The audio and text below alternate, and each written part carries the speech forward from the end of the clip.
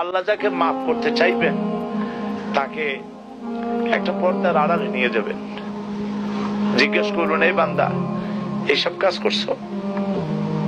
এখন আল্লাহ জিজ্ঞেস করতেছেন, সে তো ভয়তে অস্থির হয়ে যাবে, কেন্দ্রে পাগল হয়ে যাবে, আল্লাহ করিবেনছি, আমার মাফ করে দাও। আল্লাহ পাক তার জবানের সমস্ত পাপের কথা শুনে সে যখন অনুতপ্ত হয়ে কাঁদতে থাকবে, আল্লাহ বলবেন, যা মাফ করে দিলাম, জান্নাতে চলে যা। এইটা হচ্ছে হিসাবে ইয়াসির।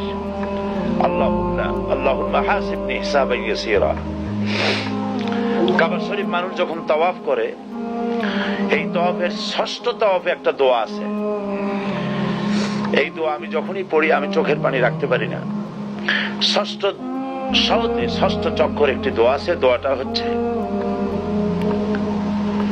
আল্লাহুম্মা ইন্না আলাইয়া হুকুকান কাসীরান ফীমা বাইনি ওয়া বাইনাক।